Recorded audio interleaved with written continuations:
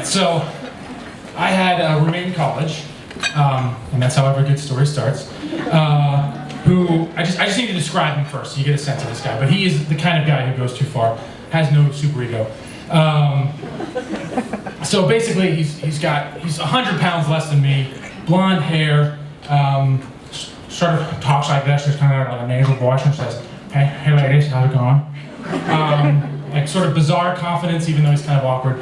And he has a bright blue wave tattoo, right where I'm pointing here. Anyway, so this is DC. He has no filter. We'll call him DC. And to me, he's the kind of epitome of who goes too far. To give you an example, this is just the example story.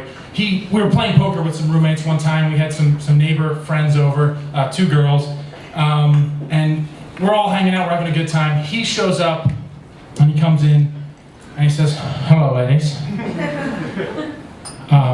This girl, she's got a nice jug, she can stay. The other one's a cow, she's got to go. And then he sat down and dealt out the cards like nothing happened at all. So that's the guy we're working with. That's DC. This is not me. So anyway, one night we're planning a party in college. We're really excited about it. And DC comes in, he's so excited. He says, guys, we gotta paint the ceiling pink. It'll bring the bitches.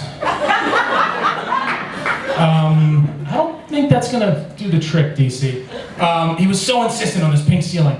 We talked him out of it, and he said, all right, well, this is gonna be a great venue for a movement that I have. It's called the New Renaissance.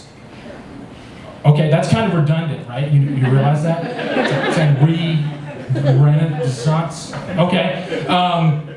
So he insists. He says, I'm gonna read my manifesto at our party. Okay, DC. How about we tone it down a little bit? Look, guys, I got a surprise. I'll just bring it. All right, we'll just go with it, DC. So we go ahead, we plan the party. DC goes ahead with it, and he shows up just with a box at the party, and we're a little scared, having been roommates with him for a few years and seeing what else he's brought to parties. But he opens it up, and it's just T-shirts, and we're like, okay, thank God, just T-shirts, just T-shirts. And he opens it up, and it says New Renaissance, and it has all these misprinted logos, and he's got like a whole box of these T-shirts, and they all look a little bit off. And it just all says New Renaissance, and we're pulling it out, and he says, I want to sell these at the parties. This is going to be my movement. So he had this big movement he was so passionate about, and here he is just selling T-shirts, just hawking these T-shirts. They're bright pink, and he got them all extra small. And he said, because the bitches are only extra small. He was insisting. He was like, only the hot bitches are extra small. Like, he was very insistent. Anyway, so he tries to sell these T-shirts, but we realize, we look at them a little bit more closely. DC, you know you spelled Renaissance wrong, right? How many T-shirts did you make? 40? Shit. So he has 40 T-shirts that are all misprinted and all misaligned that he's trying to sell at the party. Needless to say, he didn't sell any of them. Has them set up, and then we just go on with the party. We're like, DC, you're gonna do your own thing, it's fine. We go on with the party. The whole night's happening. He's going around and he's talking to all the girls. Hey, you wanna ride the wave? You wanna ride the wave? No? Ride the wave? Yeah? Huh? And he goes around, says this to every girl, obviously unsuccessful. I don't think I need to say that. But then somehow he disappears. We don't really see him for a little while. And then we see him like sort of vanish with these 2 like unbelievably attractive women. Just, it didn't make any sense. And we were like, did he pay them? What, like, are they prostitutes? What's going on? And anyway, so he disappears. And we go through the whole party. We're closing up. Like, everyone's left at this point. We haven't seen DC for a while. And we hear like, and we're like, what the hell is that? We run upstairs, we go into his room. DC is naked, handcuffed to the bed. We're like, how the hell did this happen?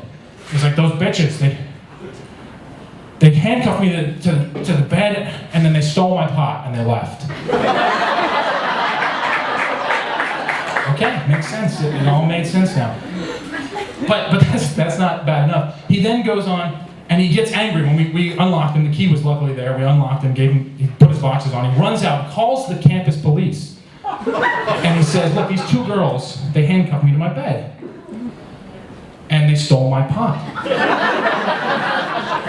And he ends up in this whole legal battle with that. And that's not enough for DC. Now, he's such a character that he provided me with years of material. I actually wrote a play about this guy. And I told him about it. I said, it's really raunchy. It's like the real you, DC. I hope you're ready for this. He said, great, I'm going to be there. I'll be in the audience. So he shows up. He brings his mom to the show. And I'm giving you the tamest part of DC right now, by the way. And he brings his mom. They watch the whole show. Intermission, he comes over, he's like, this is great. This is amazing. Really, I'm insulting you the whole time. Then at the end of the show, I had to say, I was like, he's in the audience. You know, and I said to the audience, who thinks this is just a play, I said, the real DC is here. Can you come down to the stage? And he runs up. He says, I want to thank you guys. This is an amazing film. And I just want to let everyone know, those charges were dropped. And if you want to hook up with the real DC, meet me afterwards.